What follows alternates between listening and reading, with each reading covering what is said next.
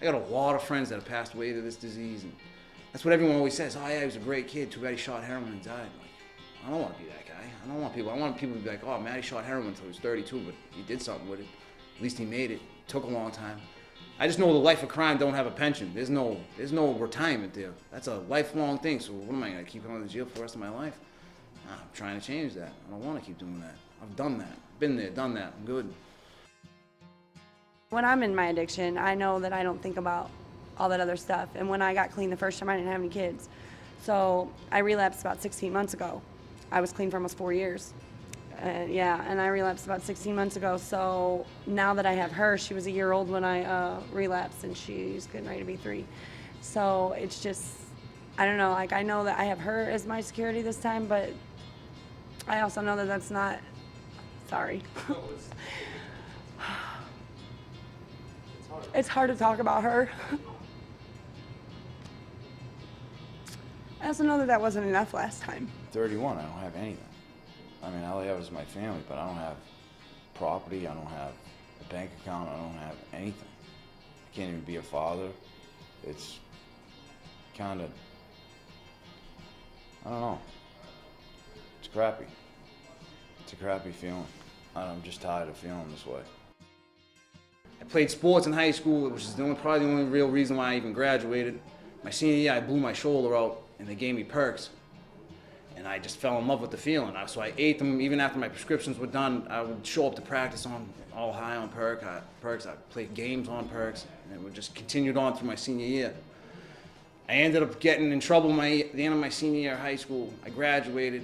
I ended up going to jail for a short time right after. I did oxys like once or twice, and my friend was like, "Why are you wasting your money on oxys?" He's like, "That shit's way too expensive. I can get you something cheap. It's the same thing. It was heroin."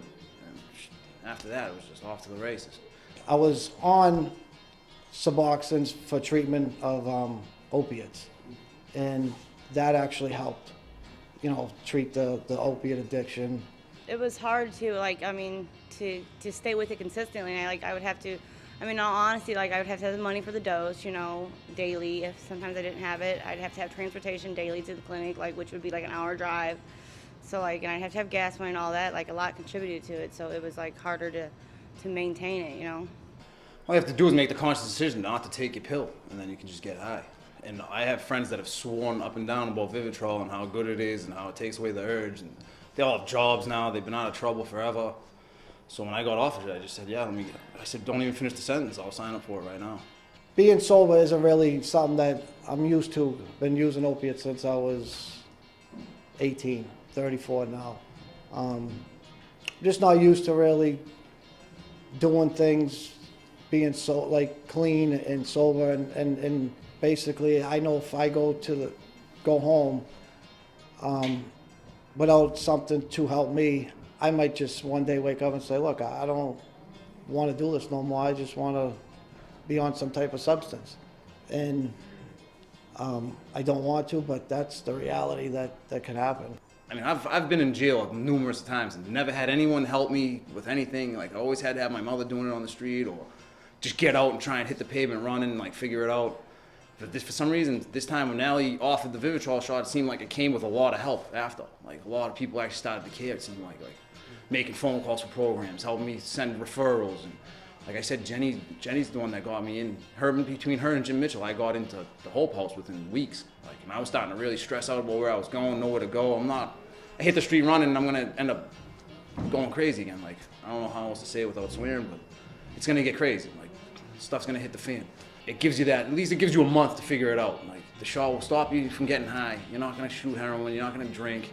It'll stop you from doing all that, because what's the point? It's just be a waste of money anyway. You're not gonna feel, or you could overdose, so it's not worth it. And it just gives you that month, and then if you feel good after that month, you do it again. You just keep going. And that's how my friends explain it, and they all swear. Like I said, they've been swearing by it for years now, begging me to do it. I just don't. I take bids instead and hit the street and do it again, and nothing's changed. So I'd never been offered it before, so why not take it? Why not take someone's offering a hand to help you, take it. That's the way I look at it. I tried to do it on my own in '97 when I got out, but it just didn't work. So I just one day I just woke up and said I got to do it. I can't come back. I'm too old. It's my 4th sentence. I gave him 26 years, and I'm done. I still do get cravings, but they're not as frequent, I guess. I'd be lying to you and say, if I didn't, have that feeling that I want to go out and get high or whatever. But, using the tools that I learned in the program and, doing those steps, it helped me. So, it gives me a minute to step back and think about, the consequences and all that. I got it originally to create like sort of a foundation when I got out, because I think I still had some reservations about getting high, but like you said, just getting the shot isn't going to keep you clean. You know what I mean? You gotta want to, but my cravings went away completely. Yeah, after. it do work. And that's what really made me take that shot, because I was like, okay, I've been locked up for 10 months.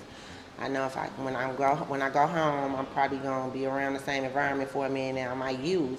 So when they was explaining to me what it's for and what it could do, I said, well, I don't want to use, but reality is gonna sink in when I walk out these gates. So yeah, okay, I'll try the shot. So I was agreeable to try it.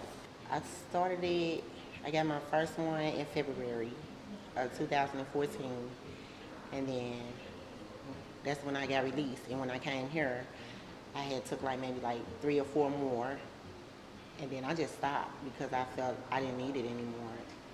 And I've been clean for 10 months today.